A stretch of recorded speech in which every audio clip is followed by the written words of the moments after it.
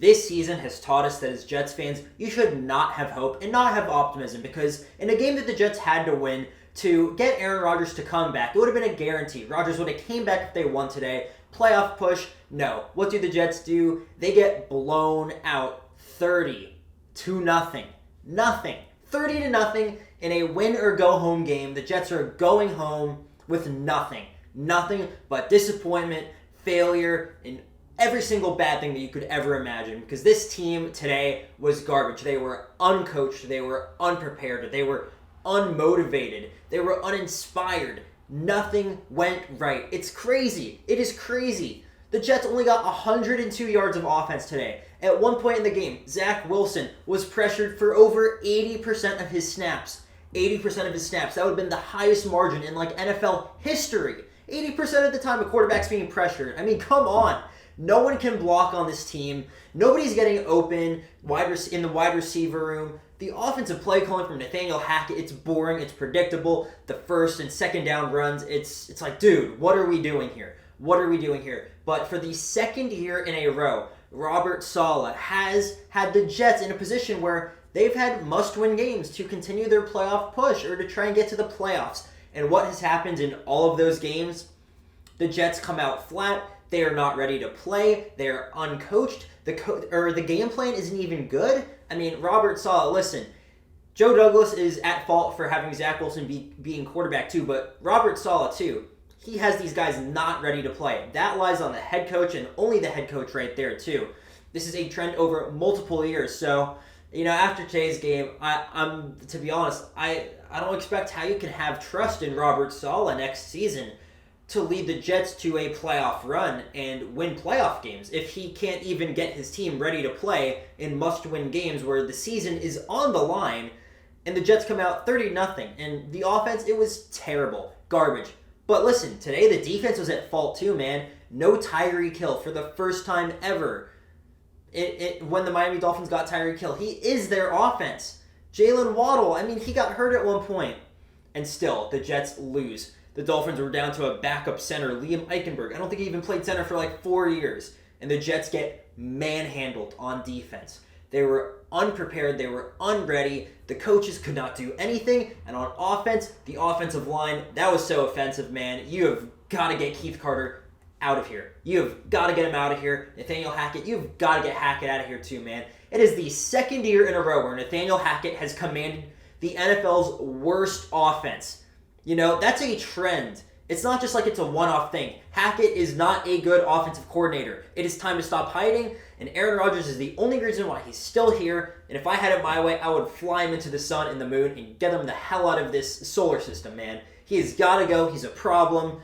But the thing is, man, everything bad happened today. Quarterback play, offensive line play, coaching, special teams, the fake punt.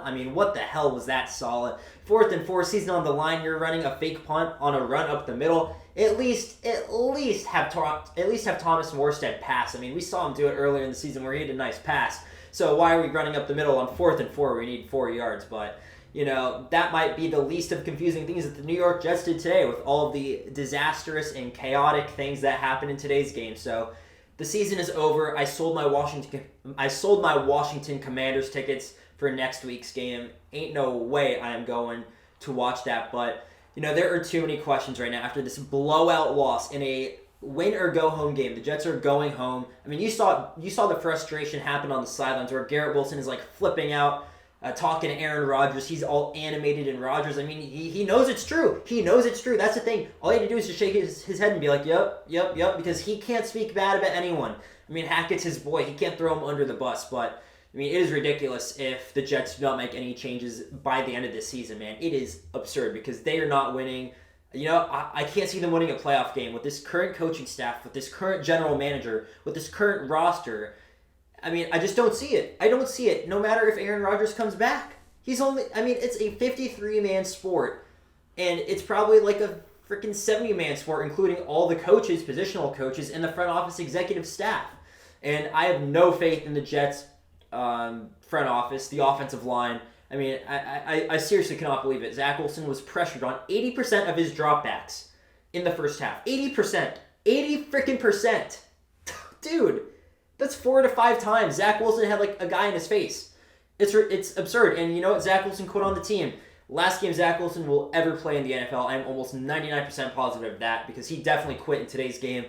I mean, the injury report, he had a concussion. He didn't have a concussion. He was dehydrated. He had a neck injury. I mean, what the hell is it?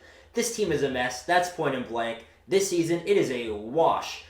So now, back to the tank, man. I got fooled by the game against the Texans. You know, for some reason, I trusted that Nathaniel Hackett, the worst offensive coach in football, would somehow have another good game and repeat his success. But no, what did Nathaniel Hackett do? He just reaffirmed why he's one of the worst offensive coordinators in the last 5 years because he has led the worst offense in back-to-back years. It is crazy. Hackett has got to go. Robert Saleh did not have anyone ready to play today. That is on the head coach. I don't care about the personnel. The defense was flat. That's Robert Saleh's bread and butter. So why is the defense flat? Usually it's just the offense, but no. It was the defense too. 17-0 at the end of the first half. I mean, come on now. The offense was flat too. I'm speaking so fast because there were so many issues. But this team, it's a disgrace. Woody Johnson, I mean, what are you doing, man? Here's the thing I do not understand is how Joe Douglas and Woody Johnson have not spoken or said anything. Because, you know, both of those guys, when the Jets were winning, Joe Douglas and especially Woody Johnson, whenever the Jets would win, Woody Johnson would be posting on Twitter, he'd be posting pictures of himself, he'd be out in the media, the spotlight, people taking photos of him. But now that the Jets are losing and they're one of the most embarrassing, if not the most embarrassing team in the NFL, Woody Johnson, he disappears. He is nowhere to be found. He will not talk to the media. He will not justify this losing. He's a coward. He's a coward. How can he watch this product? This is a team that he spends millions and millions of dollars on. How can he watch this and not feel disgusted? How can he understand that fans spend their hard-earned money? Fans probably, they tap into their savings to go to Jets games at home or to travel to places like Miami where tickets were over like $200. How can he know that and not make any changes? Because this team is disgusting. It's garbage. And the problem is that no changes will probably be made, and Joe Douglas, the offensive line guru, cannot build an offensive line having a starting quarterback or the backup quarterback, Zach Wilson, whatever. He got pressured on 80% of his snaps. An offensive line guru. There have been 11 different offensive line combinations this season for the New York Jets. That lies on A, the general manager, and B, the offensive line coach, Keith Carter, because clearly something is not working. He's overtraining guys. They're getting injured too consistently. They don't have good technique. They're not good in pass or run protection. I mean, come on now. It's a disgrace, but that's all I have to say. Sorry I'm talking so fast. This team is frustrating. I wasted a Sunday. I wasted my money, and I wasted my time and effort into this team.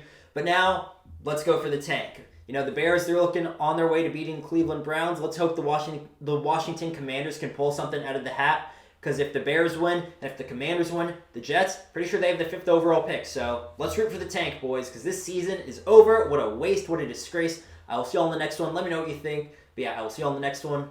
Peace.